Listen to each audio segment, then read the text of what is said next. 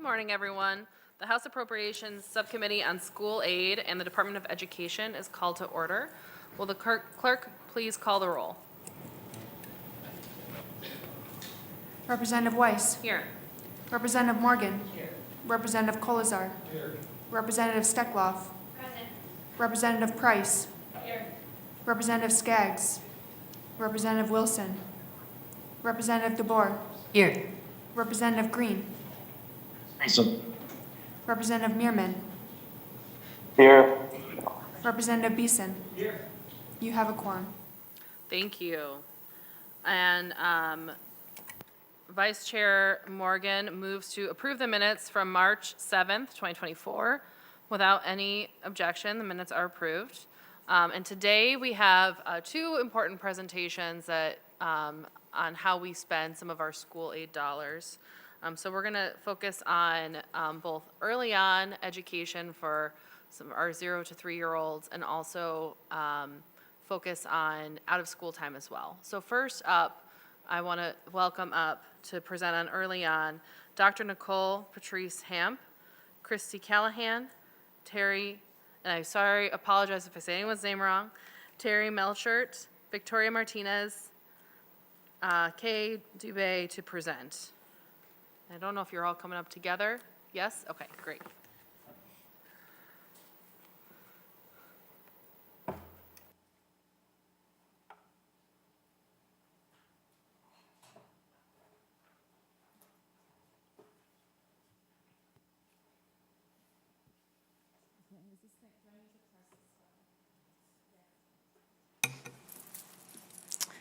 Esteemed committee members, thank you for having us. Today, we are testifying in support of increased state funding for Early On Michigan, our state's early intervention system. My name is Dr. Nicole Hamp. I'm a developmental behavioral pediatrician, medical director and owner of Arbor Autism in Ypsilanti, Michigan, an adjunct clinical assistant professor at the University of Michigan Medical School. I sit on the boards of directors for Autism Alliance of Michigan and the Early On Michigan Foundation, and serve as a state liaison to the Council on Early Childhood for the American Academy of Pediatrics. My research and advocacy efforts focus on ways to improve early identification and evaluation of children with developmental delays and disabilities, and I'm here today on my own time.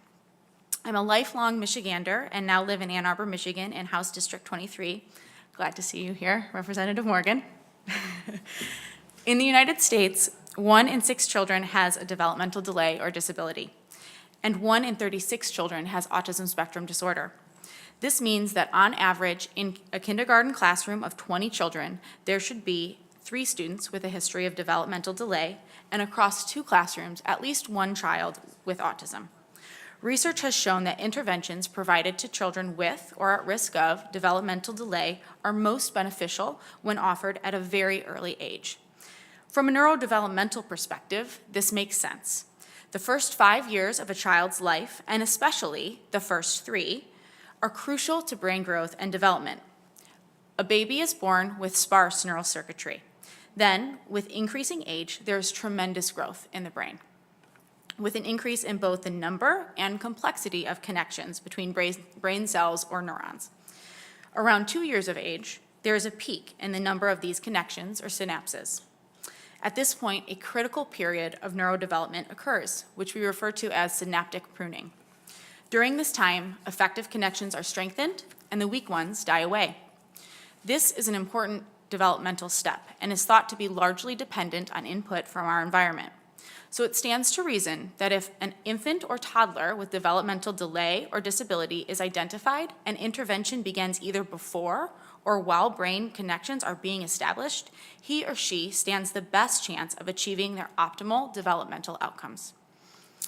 Part C of the Individuals with Disabilities Education Act, which mandates that every state offer an early intervention program for children with delays between birth and 3 years of age, was created in 1986 to enhance the development of infants and toddlers with disabilities, minimize potential developmental delay, and reduce educational costs to our society by minimizing the need for special education services as children with disabilities reach school age. The primary goal of early intervention, or EI, is to support families in promoting their child's optimal development and to facilitate the child's participation in family and community activities. Eligible children and their families are entitled to receive a broad range of services designed to maximize their development, including speech therapy, developmental and behavioral intervention, nutrition counseling, occupational and physical therapies, and social work services. Consistently in Michigan and nationally, nearly half of children enrolled in early intervention exhibit greater than expected growth, and that they acquire skills at a faster rate even after leaving the program.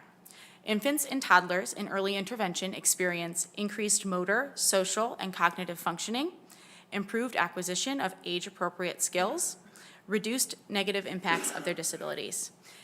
In fact, nationally, 54% of children who had received early intervention exited functioning at or above age level in overall academic skills.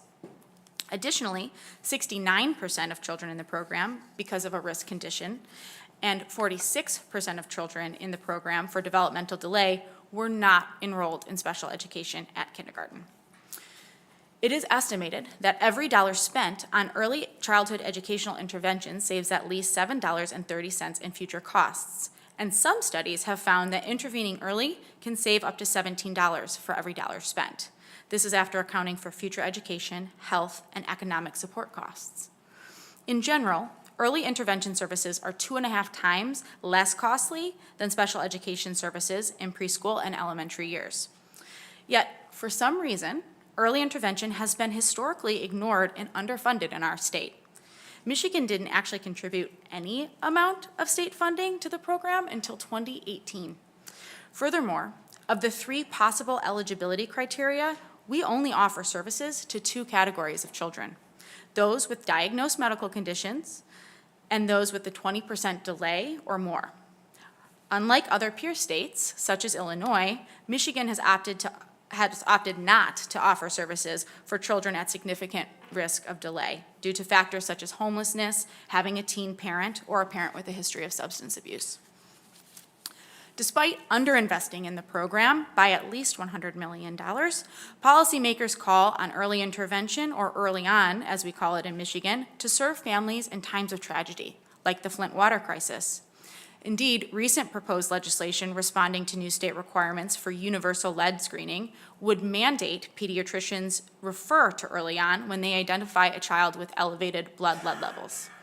This would lead to a significant increase in caseloads for school districts across the state, and without a commensurate funding increase to support that work, all of the families who need these invaluable services will suffer. Furthermore, as our state takes its first steps towards offering universal pre-K, we have to consider what it means to provide a program that is really for all children. Setting the stage to offer a truly inclusive preschool environment means that we have to think about what is happening with families before their children walk into school for the first time. I know the state is planning to make a considerable contribution to MyLeap to make UPK a reality. But if you all don't increase your investment in early intervention in a meaningful way, this year and in every budget to come for the foreseeable future, you are setting our preschoolers up and their teachers up for failure. With a more robust system of early intervention, we will identify children with delays and start interventions well before they hit preschool. Through EI, we can identify children with special needs and either completely address their delay or transition them from an individualized family service plan in EI to an individualized education plan in special education so that they enter pre-K ready to learn. This also gives the schools and teachers a much better sense of what the true needs of their students are before they arrive in the building on their first day. Today, we have a very specific ask. We would like you to increase state early on funding by $15 million this year for a total of $37.3 million. In order to make Michigan the best state to have and raise a baby, we have to start at the beginning. Early intervention offered between birth and 3 years of age takes advantage of a time in a child's development when there is unlimited promise and potential. When it comes to childhood development, you can't start at the end or even partway through and work backwards. You can and you must start at the beginning. If you don't, you are undercutting every other investment you are making in education this year. It's not that those investments don't matter, it's just that they matter a little less. So let's start early and set Michigan children up for success. There's a lot of work to do, and this is a small start, but a significant one. An investment in early on is an investment in our future. Thank you.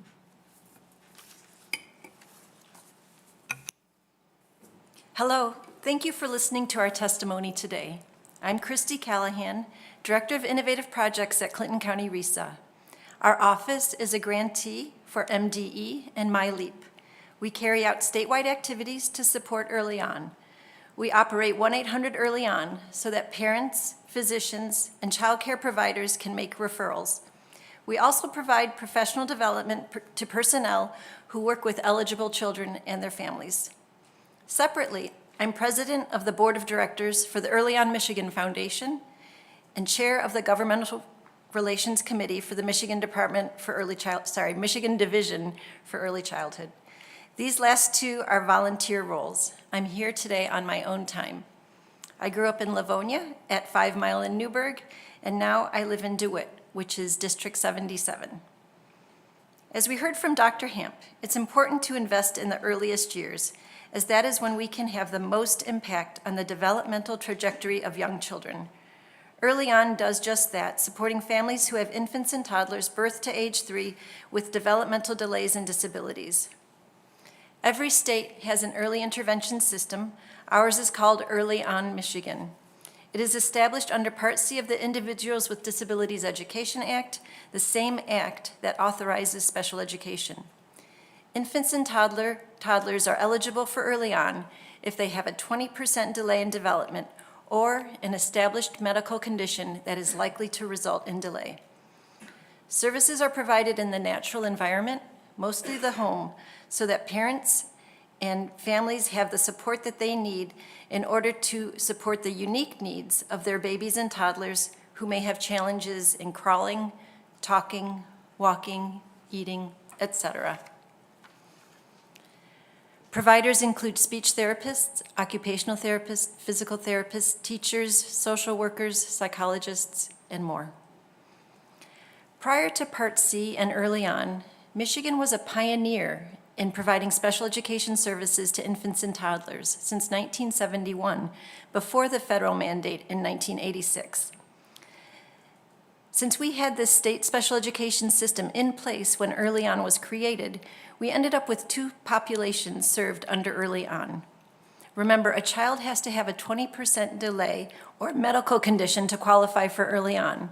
And of those, only 42% of children in Early On qualify as eligible under special education, which provides access to personnel who are reimbursed through special education. Here, you can see the number of infants and toddlers served, 12,907 on count day, over 26,000 annually. 42% of our children also qualify for special education services, which brings more frequent services and highly qualified personnel. Often, children in Early On are served by personnel who meet only the minimum standard for Early On personnel, which can be a bachelor's degree or even a high school diploma plus training.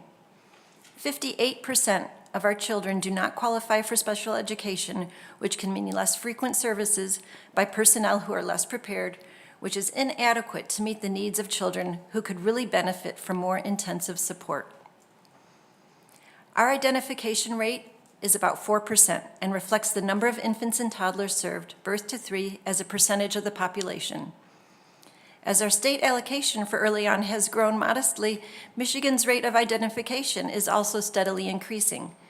However, we're still consistently below the national average. We know that the Michigan K-12 special education identification rate is about 13%, and so there are likely many more children who would be eligible for services. In 2023, Early On Public Awareness processed 21,845 referrals. This number does not include those referrals that go directly to the ISDs. You can see that we've significantly surpassed our pre-pandemic levels, as we have a 27% increase since 2019. Currently, support for early on includes $14.5 million in federal Part C of IDEA funding, $22.3 million in School Aid 54D funds, reimbursement through special education for the personnel serving that subpopulation, and inequitable millage funding throughout the state.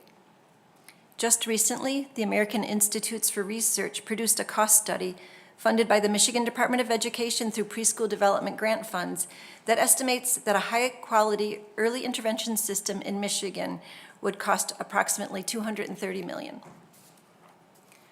We know that the most recent increase in funds through 54D have made a difference. A survey of ISDs in 2022 found that 100% of all respondents reported that as a result of increased funds, they either increased the frequency of early on services and/or hired more qualified staff to perform evaluations and provide additional services. We have several reasons to increase investment in early on. Number one, the science of brain development tells us that investing and intervening in the earliest years has the potential to make the most significant gains for our young children. Number two, with pre-K for all expansion, we want our youngest learners birth to 3 to receive the supports and services they need to position them for success. Number three, with the new requirement for universal lead screening, more infants and toddlers will be referred to early on than ever before. Number four, the demand is there. More infants and toddlers are eligible for than our system can adequately serve. We must strengthen the early on infrastructure that supports them. Number five, an increase of $15 million in Section 54D to $37.3 million would make a difference for our Michigan families and their young children. Thank you. Good morning. My name is Terry Melchert. I'm an occupational therapist and the early on facilitator at Southline Community Schools in Oakland County. I'm here today to talk about our early on system and some of its challenges. Early on is a complicated system that is divided into 2 parts. One group consists of infants and toddlers with a 20% delay in at least one developmental domain or an established health condition like cleft palate, prenatal drug exposure, or lead exposure, which is likely to lead to a delay. We refer to these children as early on only. The second group of children are those we refer to as early on and special education. Because Michigan School Code provides special education services to infants and toddlers who meet the eligibility criteria identified in the Michigan Administrative Rules for Special Education. In other words, we have 2 very distinct groups of children in Michigan's early on system. One is eligible for early on only, and one is eligible for early on in special education. All of the children receive an Individualized Family Service Plan, or IFSP, and all children are entitled to the provision of federally mandated early intervention services. This bifurcated system is important to understand because it impacts the funding available to our youngest and most vulnerable children. Early on only children are not eligible for the funding and associated services that special education eligible children receive, which is not equitable, especially for a statewide system that is supposed to be comprehensive and coordinated. When children are eligible for both early on and special education, the state of Michigan provides fiscal support under Section 52, per pupil foundation allowance, or Section 51A in cost reimbursement.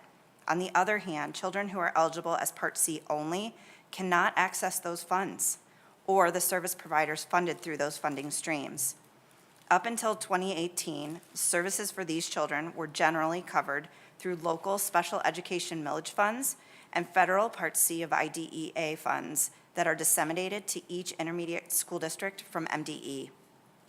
However, per federal legislation, the Part C funds were not appropriated to pay for services and are grossly inefficient to do so. The intent of the federal Part C dollars was to build interagency partnerships and facilitate coordination for payment. Yet, until 2018, those federal funds were the only source of payment for Michigan's early on only eligible children. Since then, Michigan has created a line item within the state school aid budget for early on to increase services for infants and toddlers with disabilities.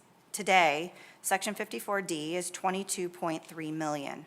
This has allowed our county to hire 17 special education certified employees to provide services to early on only eligible children, which has tripled the frequency of services prior to 2019. This is significant because the disparities in funding within the two groups of early on eligible children determine what services and supports children have access to. The type and frequency of services that families receive is a function of resources and funding. Because we have not built one efficient system with equal access to funding streams, early on only children are often offered minimal services and service providers. For example, 65% of children who were early on only received less than one visit per month, while 81% of children who were early on and special education eligible received services weekly or twice a week. In terms of the array of services and providers to whom children and families have access, again, the disparity between the two groups of children is glaring. Early on only children have consistently less access to federally qualified personnel, again, due to funding limitations. Most of our state has had to create two service delivery systems, one of early on only providers and one that includes special education providers. These teams tend to vary greatly in background and credentials, with early on only families typically limited to a finite group of providers, such as nurses or social workers, with no access to speech and language pathologists, occupational therapists, physical therapists, and special education teachers. As state funds are added to the early intervention system through Section 54D, many service areas have finally been able to hire federally required personnel to serve early on only children, mirroring the providers available to children who are also eligible for special education. This is important because it qualified and certified professionals who have expertise in infants and toddlers with disabilities leads to the best outcomes for children and their families. Michigan has a complex early intervention system, and I would be remiss to ignore the systemic issues that make this work difficult at the local level. Our system can be hard to understand, even as an early childhood provider. I'm sure it's hard for you to understand it too. Imagine how difficult it is for a parent to understand. Increased funding will reduce the disparities that currently exist between our early on only and our early on and special education students. It will create an early on system that ensures that all children with developmental delays and disabilities have access to the array of qualified providers required by federal law and the frequency of services needed to meet their unique needs during the most critical window of development in their lives. Thank you. And now I'd like to introduce Victoria Martinez, and she's going to join us via Zoom. Hello, my name is Victoria Martinez, and I'm a parent of a child who received early on services. My daughter was born with Down syndrome and started her early on journey at 3 months of age. Without this foundation, I'm sure her educational experience would have been vastly different due to her delays. Without those services she received, the gap between her and her non-disabled peers would have been significantly larger, not allowing her to be fully included with them in kindergarten. This would have significantly changed her life trajectory in the K-12 system and made her feel isolated and segregated. Due to her services and early on, my daughter has been included in the general education classroom since attending Early Head Start at 3 years old. Increased funding for early on would give more families like mine a better foundation for their child to transition into preschool and kindergarten. As my colleagues have mentioned, special education services for older students are more expensive, and early on bridges that gap for children and prevents them from needing as many services later on. Early on helped me as a parent start my leadership journey in special education. I learned so much when researching and advocating for my daughter in early on, which gave me the expertise to sit on my local interagency coordinating council, Michigan Interagency Coordinating Council, Special Education Advisory Committee, and my local parent advisory committee in Wayne County. My passion for early intervention has led me to work with families across the state as the early on liaison for Michigan Alliance for Families, the state's parent training and information center. In my leadership journey, I've heard from many parents about how great their early on services have been. For example, a family in my local parent advisory committee truly loved their early on experience from start to finish, and their child is now thriving in school. However, I've also heard from parents whose experiences could have been better. I know a family who was told by their pediatrician at 2.5 years old that they need to look into early on for speech.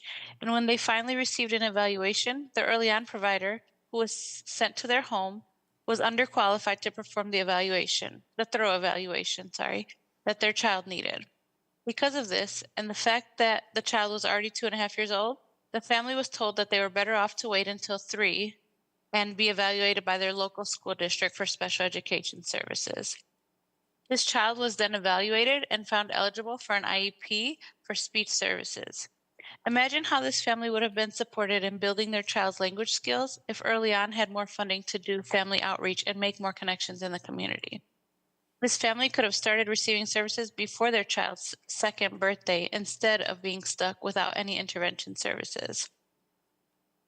Families are not usually familiar with early intervention services, and their pediatricians often fail to refer families in a timely manner. Additionally, there are families who are not receiving enough services or services frequently enough to meet their child's needs, which causes them to exit the early on system prematurely. Then there are families who aren't getting any support due to a lack of child-find activities in their community. These families have never been identified or even made aware that their child could be eligible. Increased funding for early on would allow more children and families to be found eligible earlier, which would better prepare them for social, academic, and life success. Thank you so much.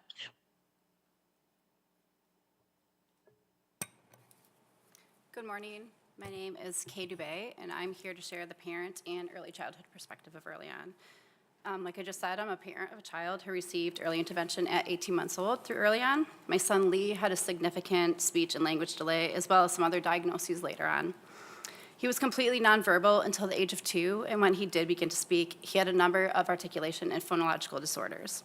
In addition to the speech delay, he was also diagnosed with sensory processing disorder, and I can tell you the child who is unable to regulate, but also unable to effectively communicate is extremely frustrating for both the parent and child.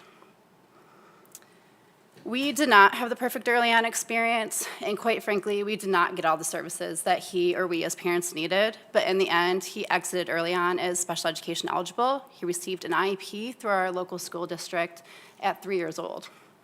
That single connection is what eventually led us to the outside OT and social worker services that he needed to thrive and excel. And I would have never known how to navigate that system or even known that it was available at that age without early on. Early on was the bridge for Lee to get the services that he needed. And today, he is a happy, healthy, socially, emotionally, and academically successful, almost 13-year-old. And I can tell you without a doubt that he and my family would not be where we are today without early on. You might wonder why I pushed so hard to get Lee's services or why I accepted them so willingly.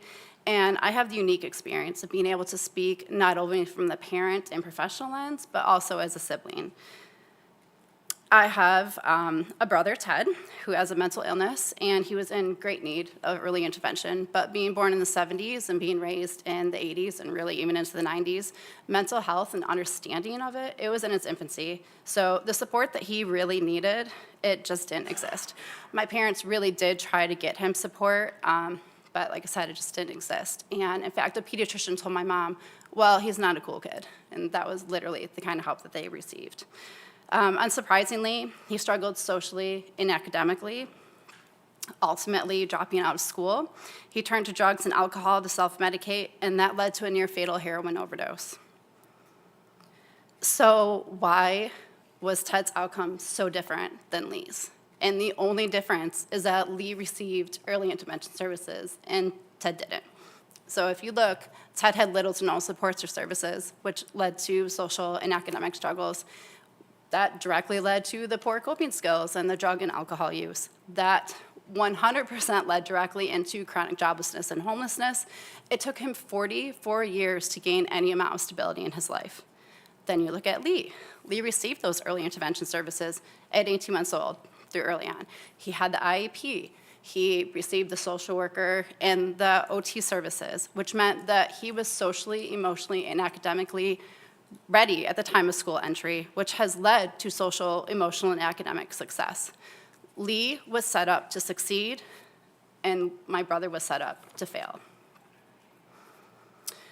If this is the only thing that you take away from what I tell you today, is that early intervention is literally life-altering for the children who receive it, like Lee, and for those who don't, like Ted. So taking my parent and sibling perspective off and looking at things through an early intervention and childhood lens, it is imperative for children to have these services to have those positive outcomes. 80% of a child's brain develops by the age of 3.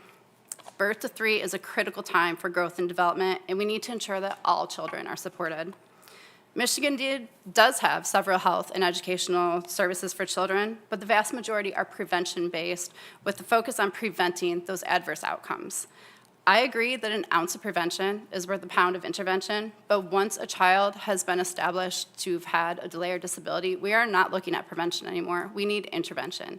And Early On is an intervention program that specifically focuses on children with delays and disabilities. In addition, the majority of these services and programs also have income eligibility, oftentimes excluding families in that ALS threshold and making them ineligible for services, regardless of that children having delays or disabilities. Early On is one of the very few programs that does not have the income eligibility, ensuring that children who are in most need of supports and services are eligible, because we know that children who are born with established health conditions or are determined to have a delay or disability are at higher risk of having those poor outcomes without intervention. So it is essential that they receive those supports and services. I've talked a lot today about what makes Early On great and why we really need to have it and why it's so important, but there are absolutely some continued unmet needs. The primary need is additional funding. When we have less funding, there's less support for that to be in place, so there's less staff, less families served. We're seeing higher number of referrals of children since the pandemic and an even higher neurodivergent population. In addition to the overall higher referral rates, we know that large populations of the captive referrals, which is the Child Abuse Prevention and Treatment Act, which have also increased, are resulting in families declining services. There's several schools of thought as to why this is happening, but in the end, these children who are born exposed to substances are one of the highest needs populations, but they're not currently being adequately served. Throughout the state, a large majority of children served in Early On are 2 years of age. More and more children are being referred and enrolled at 2 versus earlier in life. Investing early reduces the number of children receiving special education in the K-12 system and lessens the strain with both staffing and costs. We know that children who receive intervention at a younger age have increased positive outcomes. It is imperative to get more children referred and enrolled in Early On before age 2. A fully funded Early On system could support staff to focus on the highest needs populations by being present in hospitals and working with families to build positive relationships at the beginning of a child's life, connecting them to the services that they need. A fully funded Early On system could support a family advocate to connect with families on a personal level and support them in enrollment in other services. A fully funded Early On system could provide additional professional development to staff. A fully funded Early On system could support community education to help our families in Michigan better understand Early On, remove the stigmas, and connect them to the services sooner, all of which increase the positive outcomes for our children in Michigan. Today, we're asking for an increase in state Early On funding by $15 million for a total of $37.3 million. Setting our children up for success now better supports our state as a whole. An investment in Early On is an investment in our children and our future. Thank you. Thank you, and thank you all very much for being here to testify. We do have several questions, but if you'll allow me just a brief pause before we get into it. Representative Skaggs has some guests here in the audience that he would like to introduce. So Representative Skaggs, take it Thank you, away. Chair, and my apologies early on, team, if you allow me this brief indulgence to introduce the We the People team from East Kentwood High School. They are the state champions in We the People. If you guys all want to stand up.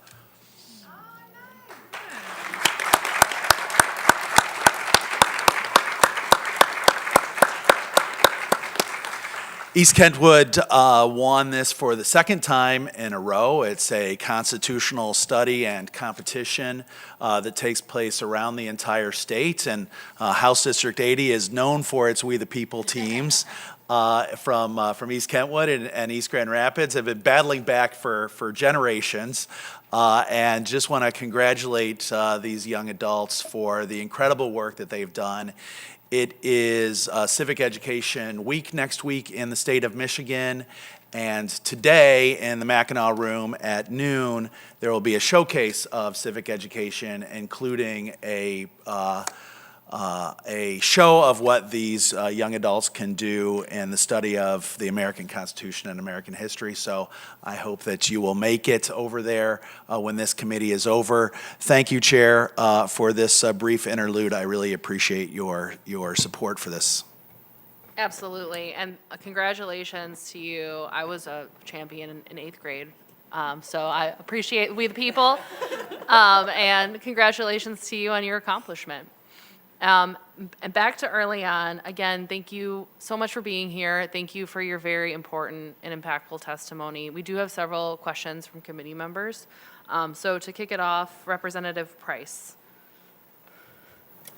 Thank you, Chair Weiss. My question was for Christy Callahan. I believe you when you tell me that the demand is there, that more infants and toddlers are eligible than our system can adequately serve right now, and that with that new requirement for universal lead screening, we'll have even more infants and toddlers being referred. I'm curious, when someone when an infant or toddler qualifies and we cannot serve them, what happens? And what are some of those needs that you see that are currently unserved? Thank you. And so when a child is qualified, they are eligible, and we must serve them. No waiting lists are allowed. And so, unfortunately, what happens with inadequate support and services, our local systems make do. And folks, as Terry indicated, will get just monthly minimal services. And so we know that, so that's a significant issue, and thank you for that question. In addition, as Kay mentioned, and I think Victoria mentioned, there's more that we could do to find eligible children. And so families are there without knowledge of the system or with uncertainty about the system. And given the lack of strength in our systems, our intermediate school districts and local service systems don't have a lot of incentive to be very strong in their outreach due to, lack of funds to support staff. Thank you. Representative Beeson. Thank you, Chair. This is just a quick question, and one of you guys can maybe answer. I don't understand why we're running this through MDE and not through DHHS. My sister is early 4 up in Boyne, and the story she tells me, but I just don't want it to be left to our school system, one more thing that we're implementing coming from a school board, family, and on the school board, like another program that we have to operate and maneuver through. Why do you guys think it's good to figure that out through the MDE and not through DHHS? So I can jump in on that. Back in 1986, when the federal mandate came about, it was states could determine which agency was most appropriate for to serve as lead agency for Part C of IDEA. And Michigan determined that education was most appropriate due to the existing special education system that was already in place serving infants and toddlers under IDEA. And so that's why historically we went that direction. And another study conducted a while ago now, in 2007, really examined whether it would be beneficial to move our early intervention system over to public health, and it was determined that there was a stronger infrastructure and funding, even though it's not strong enough for birth to 3, but that education, since they already had a system in place and had supports under IDEA already, that was the best decision for our state. Not every state had state special education for birth to 3 prior to the mandate. Only 5 states did. Thank you. Thanks for clarifying and knowing the days, because sometimes we get up here and we're like, hey, and they're like, I don't know, we'll have to get back with you, but thank you. Thank you. I have a few questions. First, kind of to follow up on Representative Price's question, and I heard this just, again, we've shared a lot of direct stories. I've heard a similar story from a friend of mine who has a child with, who was diagnosed very young with autism spectrum disorder. They were living in California at the time, and received, according to her, really great in-home services. They moved back to Michigan, and they encountered lots of barriers, lots of issues, both in being able to get that diagnosis for their child, and also, once they had that diagnosis, and even though, again, they would qualify for additional services with that diagnosis, getting the same level of in-home care for their child that they had had in California, which is not great to hear, because we want to make sure that we're doing everything better than every other state, especially California. And so, and I know you talked about those increased investments. Can you talk through any other barriers that may exist? I think of like staffing, for example. Are there any other barriers that may exist if we were to just, like, magically, we had the revenue, we could get up to the full level of funding that was recommended, even beyond what the request is today? Are there any other barriers that would exist to being able to provide that kind of level of service? Staffing is a concern, for sure. Funding is the number one priority, but we do need strategies to recruit and retain personnel to serve as early interventionists. I don't know if it would make sense to allow for a different kind of use of those 54D funds in certain areas who are really struggling with recruitment and staffing, but we do need assistance in that area as well. I can also speak to the complication that your friend experienced. So up until very recently, and I'm not hopeful that recent changes have made any difference, but our major insurers, namely Blue Cross Blue Shield of Michigan and Blue Care Network, have required a very robust system of evaluation for children with autism that, in my personal opinion, violates parity law. So in order to diagnose a child with autism in the state of Michigan, if you have private insurance, you've had to get on a wait list at usually an academic medical center and be evaluated by 3 different providers, one of which is a pediatric specialist like me, a developmental behavioral pediatrician, a pediatric neurologist, or a pediatric psychiatrist, in addition to a psychologist and a speech and language pathologist. So you can imagine how long those wait lists are. At University of Michigan, children, when we did a recent chart audit, were waiting 9 to 12 months on average for an evaluation. So other private insurers have adopted similar processes dictating exactly what they need to see from a pediatrician or an evaluation team to bless the diagnosis of autism and reimburse services. And then, once a child is found to have a diagnosis, they are sent to their school system, and they have to completely redo an evaluation. Because a child who has a medical diagnosis of autism might not actually qualify for an educational diagnosis of autism, because unless that child is impaired enough in the classroom, they don't get services. Thank you. And that was exactly her experience, what you just described, unfortunately. And additionally to that, kind of going back to that insurance piece, if a parent qualifies for early on services, can they supplement, if they have the insurance, the ability to pay for it, can they supplement some of that with some additional OT or PT, speech therapy, whatever that their child needs? Yes, absolutely. Nearly all of them do, but it requires a lot, right? It's to go to a private OT or a PT. These are not people who come into your home. They're not offering services in a natural environment the way that an early intervention provider would be able to do. And so, of course, those things are valuable, but they really only are as valuable as like the adults in attendance are able to go and learn and then take those skills from the private OT or PT and bring them back to their home and translate them into their natural environment.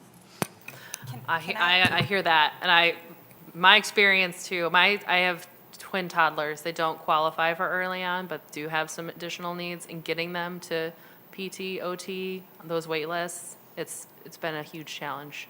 And I am an occupational therapist by training, and I serve students in our district, as well as being the early on facilitator.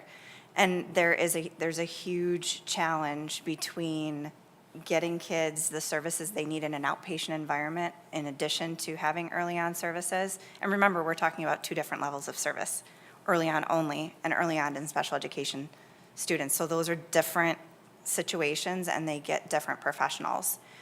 But what we see is what Nikki had talked about with the natural environment. Kids go to outpatient therapy and the staff aren't necessarily working with the parents.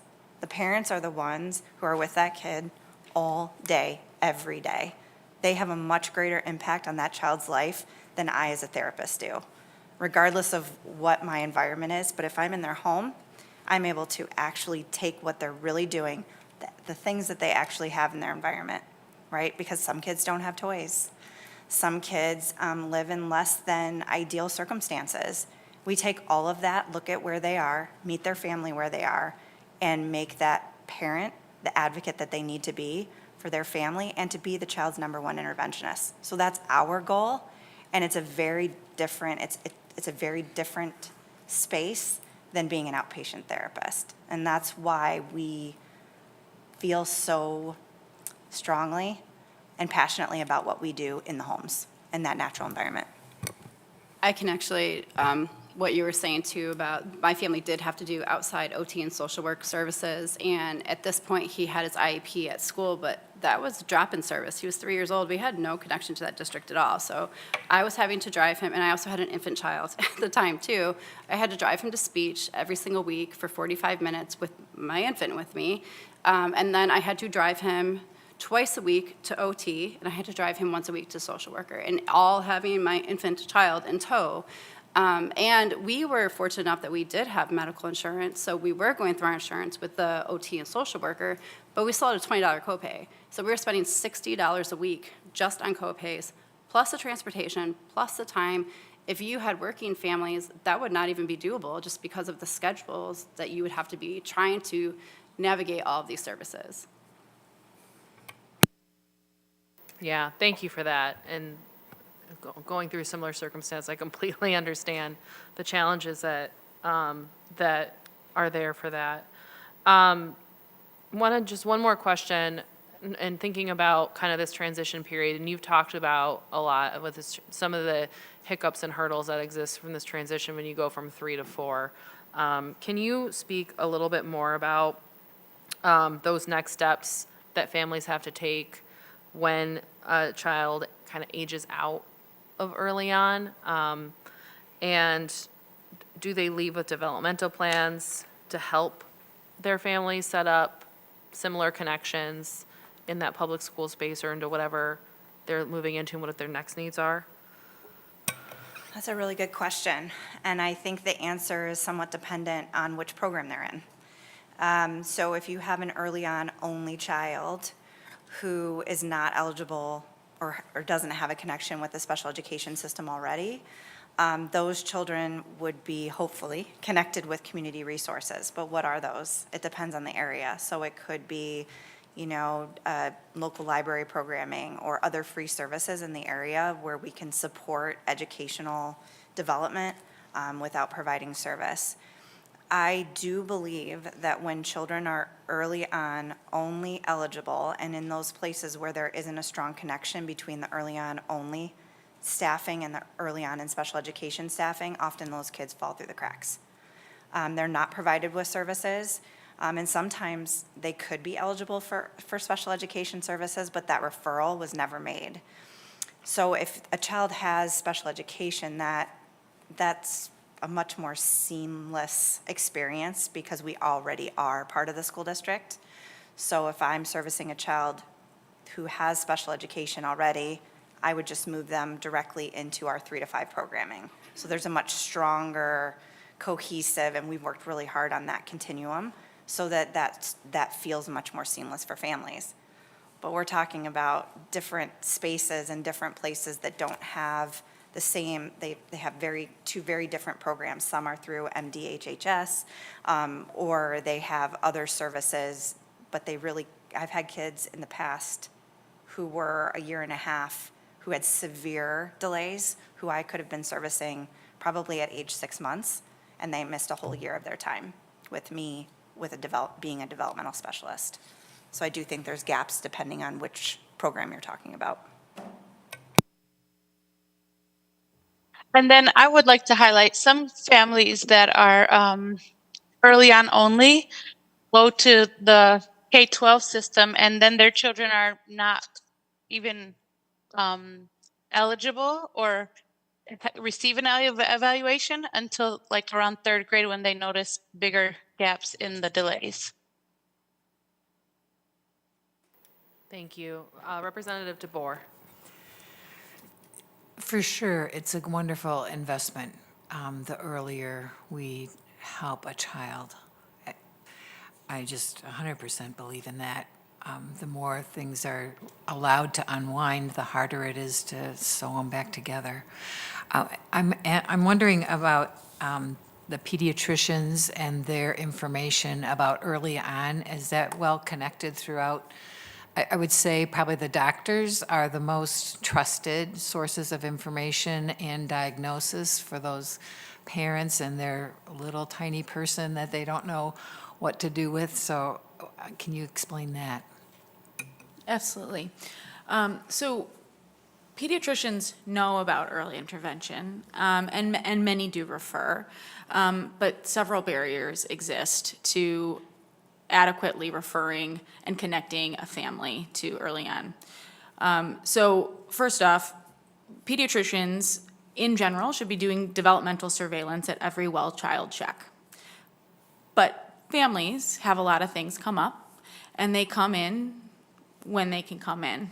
So not every family is able to get to every well child check. And that means that there's a lot of other things to do every time the family comes in. And there already is, right? These visits are short, and you have to get through a lot. The second thing is that we do developmental screening at very specific visits. So 9, 18, and 30 months are the recommended ages at which we would do a formal screener where a parent would go through and fill out, yes, my child is pulling up on objects in the room and standing independently for 2 seconds and beating whatever, and that's where often if a family isn't aware of their child's delays, that's how a pediatrician would often pick up on it. Because there's a lot of other things going on in a pediatrician's office that prevent a pediatrician from being able to identify that a child has a motor delay. A lot of times, a child under the age of 3 isn't getting off their parent's lap in that room, no matter what you do. A child under the age of 3, like my son, might be screaming the entire visit. So, good luck trying to assess their language, right? So unless the parent comes into you and says, I think my child has fewer than expected words, or they fill out a developmental screener, the pediatrician isn't going to know that there's a problem in development. Mm-hmm. And so, then that kind of infrequent or, occasional missed appointment, if it happens to be a 9, 18, or 30-month appointment, then that developmental screening isn't getting done. Yeah. So pediatricians know about early on. The other thing is that we sometimes will talk to families about it, and families aren't yet ready to engage, right? They haven't heard about early on system. There hasn't been enough outreach in their communities. There's not, early on we're currently only identifying 4% of what probably should be 13% of our population. There's a hesitancy and maybe a distrust, and they're not ready to engage. And so there's delays there too. But pediatricians know about it and they refer, but they could do a better job. And it all goes back to, I think, Early on has just, again, been historically underfunded in the state, and so we haven't been able to do as much outreach as we would like. It's not as big a part of our local communities as it should be. You know, and you know, so I think any little bit to be able to enhance that piece, right? Make the services better so that the families who are engaging with Early On come back and say, I had this amazing experience. This was a wonderful system. You know, like if you're struggling, you know, they're recommending it to their friends and colleagues. Yeah, you know, you said you were here on your own time. I know that is very, very precious. And that means you really care beyond your practice in helping kids and in coming to the legislative level to really make a difference at the state, on top of everything else you're doing besides you're a mother yourself. So I really respect that. I appreciate all of you taking time to share. I'm wondering if parents have to go through a bit of a grief process themselves with a diagnosis. And so facing that and signing up for something that is hard for them can take them time to accept. And as that clock is ticking, they're losing the time that could be helping that child. I'm wondering, you know, would it be good if we had like video presentation that a doctor could use to say, you know, there's this Early On work, and here's a mom whose child had X, Y, and Z or whatever, and here's the therapist that worked with them, and they're going to talk a little bit about their in-home experience. And they could do that outside the doctor's time. It could be like the nurse puts that on before you come in or something, and help them kind of through that grief process on the way to accepting what's going to really help both them, their family, and their little child. Sorry to interrupt, we are running really short on time, and we have another group to present. So if you want to answer that really briefly, and also like, I know we got like this up here, and I'm sure there are other resources. Maybe there are things that could follow up with the committee to share things that are shared with parents about the Early On program. Absolutely, and we can stay after and talk to anyone who's interested to talk to us. But yes, you're absolutely right, and there's a lot of robust literature in the process that a parent goes through in terms of grieving a new diagnosis of developmental delay, disability, and/or autism. The idea that you had is a great one, and that's part of what we've been sharing, is that this child find and family outreach, these are the parts of the program that we really could use help in strengthening and expanding. And I'm sure my colleagues have probably a lot more to say about this, but we can certainly chat after. Well, sometimes a human being on a video is better than a piece of paper, especially when you're going through something a little emotional. Yeah, thank you so much. Thank you. Thank you all again so much for being here and for your work and advocacy on this issue. We really appreciate it, and thank you to the parent who joined on Zoom as well. Thank you. Next up, we have a presentation on out-of-school time. So coming up to present, and again, apologies in advance if I pronounce anyone's name wrong, Erin Skeen Pratt, Nicole Liggins, Grant P. Hagenauer, and Uriel Beth Yahweh to discuss out-of-school time.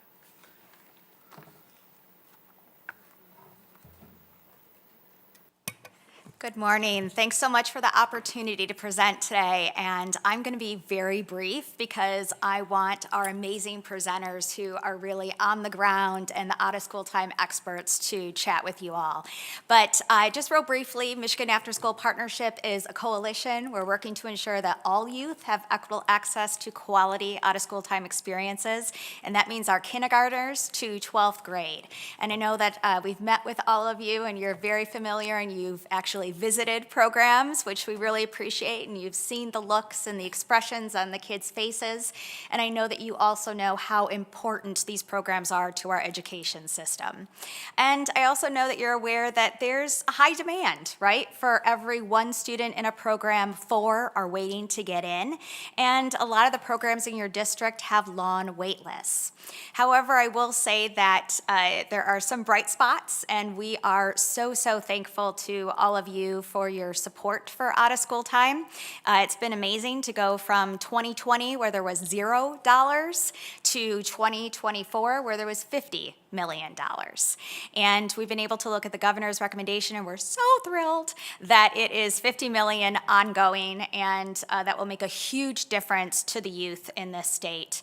I will share that there's several materials at your in front of you that goes into evaluation of past competitive grant process rounds for this funding, as well as additional information on the power of after school. With that, if I may, if I could introduce this amazing woman who is next to me. She's a 9th grade student who participates and is a leader at Downtown Boxing Gym in Detroit. And she's going to give you a little bit of insight in terms of what she experiences within these programs. And we're going to want to move that mic just over there. There you go. And then press that button. Research shows that students at DBG have a 25% advantage over their peers nationwide in believing they can succeed. This is no coincidence. When students aren't able to comprehend subject matters in school, they typically begin to shut down, creating a resentment towards education. When the pandemic took place, it was the hardest school year of my life, and I was ready to give up. I found it nearly impossible to comprehend the material I was meant to learn virtually. I came to DBG the following year and was able to fill in the learning gaps that I experienced during COVID. Subjects that I previously struggled with raised all the way up to an A by the end of my first semester. I received continuous one-on-one tutoring since I've started and have maintained a 4.0 GPA ever since. But it's not just the tutoring that's kept my grades up. I found purpose for my education since being here. I see my education as a powerful tool to contribute to my community. I feel connected and confident in my ability to create change. Since being at DBG, I've come to realize that all of what you do is either uplifting or pulling down the community, and I've been actively searching for ways to be a positive influence over my peers. To me, finding purpose and feeling connected to your community is part of the magic at DBG. I have an entire network of members who are pouring into my dreams, my visions, and helping me strategically think about what legacy I want to leave behind. I'm consistently pushed to dig deeper in my thoughts and create actionable plans towards who I want to become. Standing in front of you all is a dream come true, and a prime example of how DBG has connected my dreams to real opportunities. When I turned 18, I want to be directly involved in the politics of the city of Detroit. I want to advocate for my community and ensure that the people have a true voice in how the world around them is shaped. I am truly honored to be standing in front of the individuals who are doing this work on a daily basis. In 2023, I was elected as DBG's Student Council Vice President. I campaigned and advocated for what my contributions would be if I was elected and was blessed to receive the position. What work I do as Vice President on a daily basis is quite the load, so I can only imagine how much work you do to advocate for an entire state. I am one of 7 members who have decided to take charge of some of the issues we are seeing in our generation. The Student Council at DBG is starting an initiative called the Traversal Outspeak, where we will be traveling to schools and local organizations about the negative cultural influences we're faced with. The goal is not only to educate our peers, but to directly involve them in brainstorming with us on the solutions. We want to spread the knowledge we're receiving to more than just our students in the program. We came up with this idea because we felt we were constantly fed knowledge at DBG that we wanted to be more available to youth. We all need to see ourselves as active community members and take action towards a brighter tomorrow. I want to sincerely thank you all for for the work you're doing for after-school programming. I truly feel that with your help, programs like DBG can extend their reach to even more youth like me. Thank you. Thank you. Did I mention that one of the things that after-school programs are known for is building confidence and supporting these amazing youth? So thank you so much for sharing that. And I should mention that Downtown Boxing Gym is also one of the grantees of the state funding for out-of-school time. Next, we have Nicole Liggins, who is with a community-based organization in Saginaw called Guided Grace and Youth Services, and she is also a recipient of the out-of-school time dollars. Nicole. Good morning. You need to be able to hear me. Good morning. My name is Nicole Liggins, as Aaron said. I am the CEO and president of Guided Grace Family and Youth Services, which is a mental health agency in Saginaw, Michigan. And we provide unique interventions to children and families in Saginaw. We started our program, our nonprofit program, because we do have two sections and two sectors of our business. So our nonprofit was started in 2020, right during the pandemic, because we realized that we needed to do something to help our youth and our families. We were noticing an influx of people who were coming in with very unusual behaviors and challenges. So we knew we were going to launch, but we launched prematurely because we knew that we needed to get going. So we started in 2020 relying on faith and 23E funding. We were elated to learn in 2021 that we would receive those funds that were much needed from the state of Michigan for the OST program that I wrote, basically. After we had continued to grow and develop our program and provide hands-on interventions for youth K through 5, like art, boxing, sewing, music, animal therapy, recreational therapy, the science, the math, the literacy, social emotional learning, where they learn how to manage their own emotions and how to deal with them effectively without being distracted and overwhelmed. We also added for our 6th through 8th, we realized that they needed personal hygiene, they needed etiquette, some of the other components that we knew that they didn't have. So we went back to the lab and said, well, let's add that too. So we did things for them, like we started with some life skills. And so for them, as well as our 9th through 12th graders, we offer life skills with our employability and some job skills as well, with financial literacy. So I say that to say, we offer an array of things to our youth because we understand that in order for our youth to succeed, we as adults have to realize that we have to take accountability for some of the actions that we see in our community. And I realized that with some of the violence that I had seen in our community. In Saginaw, it's really no surprise that we had a problem with some of the violence. These funds really helped us to capture some of the children that were on the streets and really didn't have anywhere else to go. In 2023, the summer of 2023, in June, I got a call that there had been basically a mass shooting at an outdoor festival. Every major news network had covered it. 3 of the students who came to some of our sites were injured.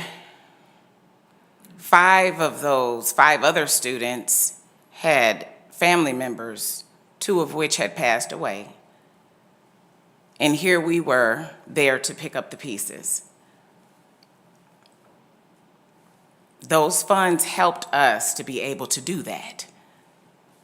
Because now we're not just dealing with the children, now we're dealing with families, we're dealing with the community.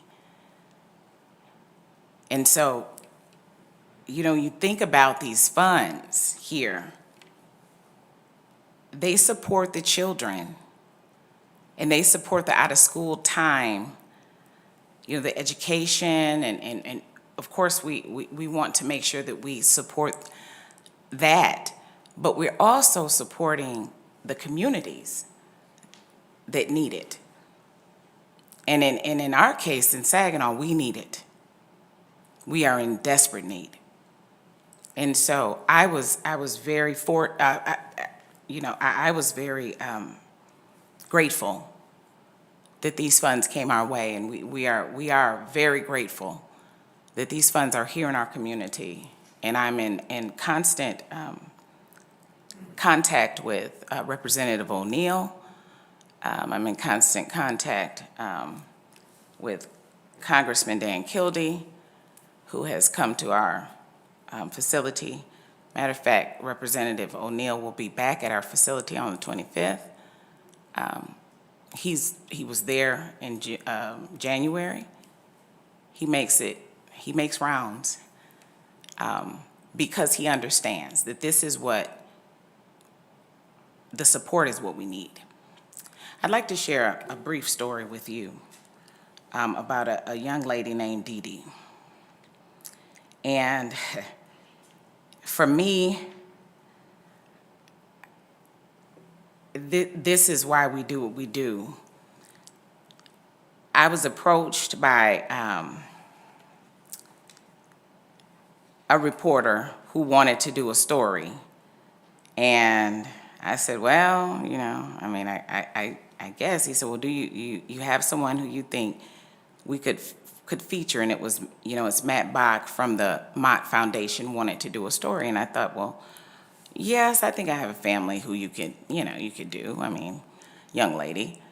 And so I gave him the name of this young lady, thinking that I knew her story.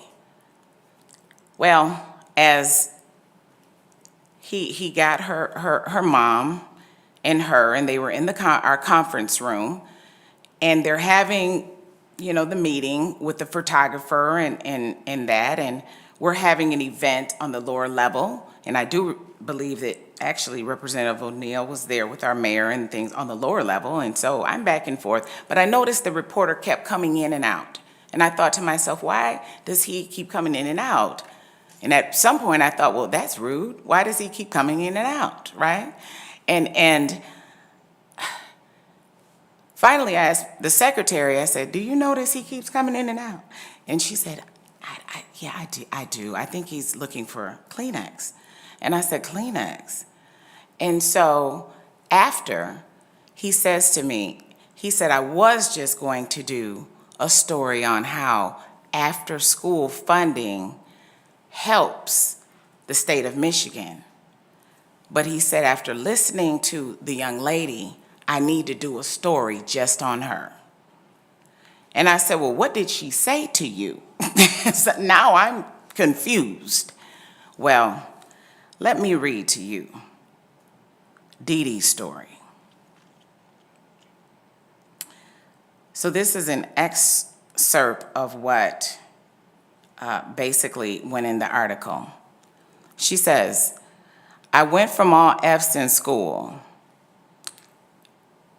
to being on the honor roll, Searle said, adding, she and her legal guardian, Cheryl Lee Hammond, also started therapy together, which made a big difference in their relationship and lives. After school and therapy helped me a lot. It helped me with my social skills and getting me out of the world. If it wasn't for after school, I probably would be dead because of the way I was living. I was homeless and I lived with friends for a while. In fact, it was my therapist who recommended that I get involved with the Guided Grace after school program because I didn't know anything about it. So then her mom or her caregiver goes on to say, Dee Dee is a lot more outgoing now. She used to lay in bed all day long, but now she gets it. I don't have to tell her to get ready for work or to get ready for school. Before we were bumping heads constantly, but now she's doing very good now. I'm so proud of her. The after-school program opened all new doors. Searle said before she lacked confidence and self-motivation, but now the sky is the limit.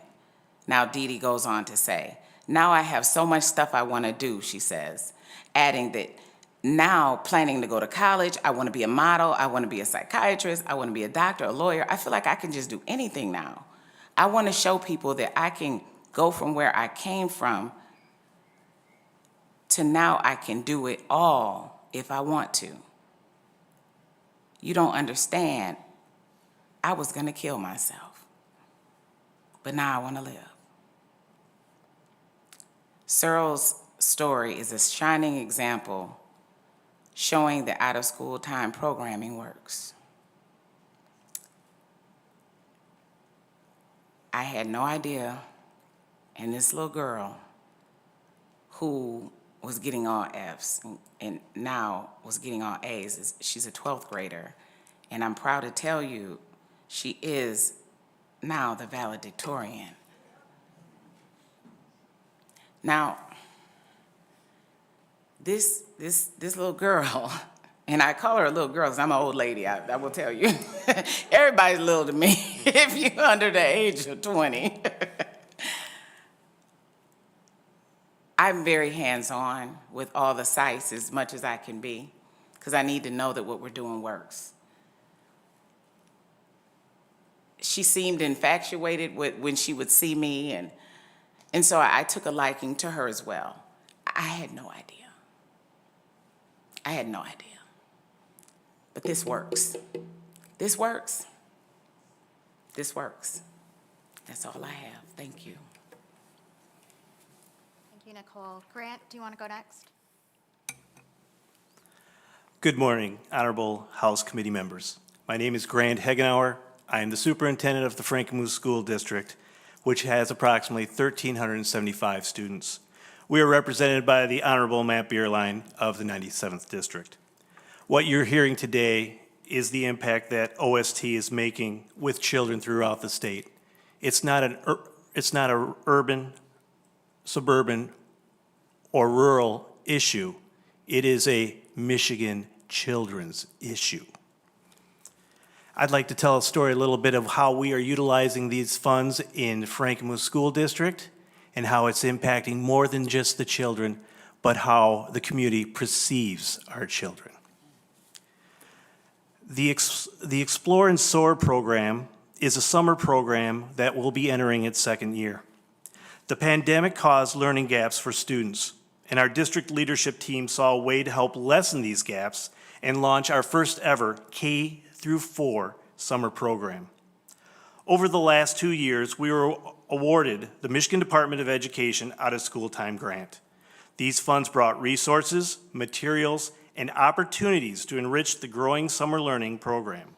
The level of funding has also allowed our organization to hire highly qualified educators and a staff to support our children, as well as increase the students we serve from 75 to 90 for the summer of this coming 2024.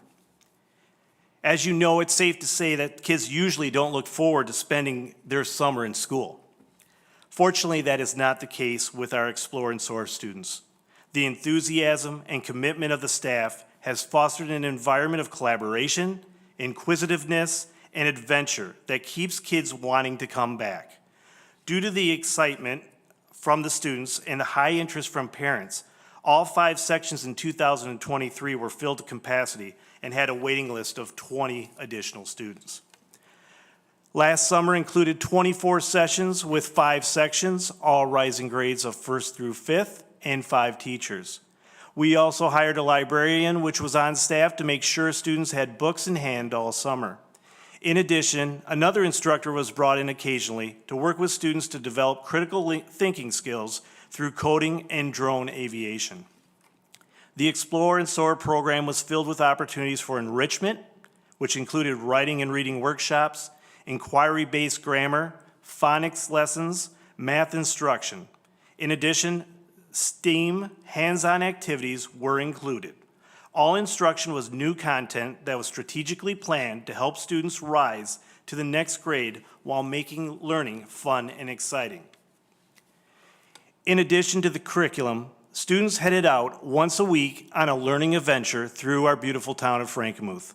Local businesses and museums worked with our teachers to immerse students with hands-on learning opportunities that sparked creativity, knowledge, and also increased children's awareness of their own community. We also partner with the Frankenmuth Noon Rotary, which sent home students with a new book every week. These books were theirs to keep, and this was an amazing way to get books into our students' hands and help them foster the love of reading. Programs like Explore and Soar are reducing learning gaps at the elementary level. This is to provide all students a foundation needed to be successful later in life. This program was made possible entirely through the generous allocation of funds to the OST program. I thank you for your support, and the hope of level remains constant, if not increasing, to support Michigan's greatest commodity, its children. As you can see, these are three examples of phenomenal programs, and I have to say that they are three of the 4,700 that we have across the state that are making a significant difference in the lives of communities, lives of children, in communities. And I also want to say that the $50 million from fiscal year '24, it did support over 140 organizations that resulted in 783 sites across the state providing after school, before school, and summer learning, and then we are expecting it to serve at least 67,000 youth across the state. So thank you again for the opportunity to present to you, and we really hope that we'll have the opportunity to see this funding as ongoing in the future. Thank you so much. We are running a little short on time. We have a couple of minutes left. We do have 2 questions right now. If we don't have time to get to them, we'll submit them and follow up. But before we get to that, I just want to thank you all very much for coming to present. Special thanks to, is it Uriel? Special thank you to you, and I'm very excited to hear that you want to get involved in politics, and we should talk more about that, because I want you to get more involved in politics too. First up is Representative Kolazar.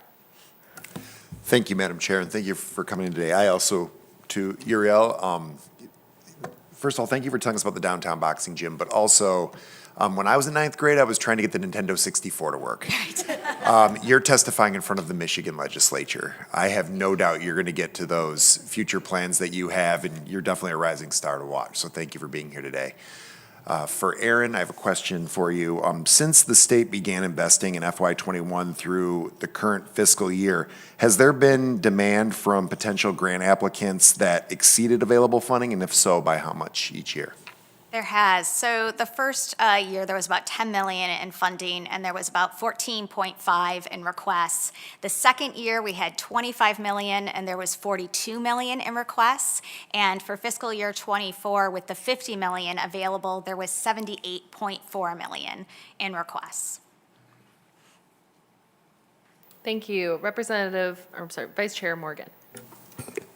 That essentially answered my question as well. I will just say thank you for sharing these stories. I think that's the side of this work that we don't always get to hear, to know how the dollars that we're allocating as legislators are really impacting people's lives. So that's really so important. I attended the Boys and Girls Club when I was a kid, and I know that it made a huge difference because for some of us whose parents were working, we didn't really have anywhere else to go. And so it was, so just thank you so much. Thank you. And last but not least, Minority Vice Chair DeBoer. Thank you, Chair. Yeah, I just so appreciated hearing your stories, and the words that come to me are arise and shine. let your light shine. And that's what each one of you is doing. And Uriel, you're at the much more at the beginning of that stage, but you have a light in you that you're shining to help other students navigate the culture and what's going on, and you're wise about it, and your trajectory is bright. And also, Nicole, as you thought over the situation in Saginaw, you didn't just say that was too much, that's too overwhelming, that's too hopeless, I'm not going to do anything. No, you said, I need to step in, I need to organize, I need to expand, I need to help, I need to invest. And you have helped so many more, that stories that you don't even know, of people that have found your light and are becoming a light themselves to the world. And thank you also. Administrators aren't always so glittery and frontline with stories, but if we don't have them making the decisions for everything else that happens down the chain, we don't help people. So each one of you is so inspiring in your own way. Thank you, and keep it up. Thank you, and if it wasn't already said enough, thank you all, each of you, so much for your powerful testimony today and speaking about this, and it helps us really when we're making critical decisions on the investments that we make for our state. So thank you for being here today. I don't think we have any. We did have one card submitted supporting, I believe, funding for early on and out of school time, but not wishing to speak. Matt Gillard from Michigan Children's. I don't believe we have any absent members, correct? All right. And with no other business to come before the committee, the House Appropriations Subcommittee on School Aid and the Department of Education is adjourned.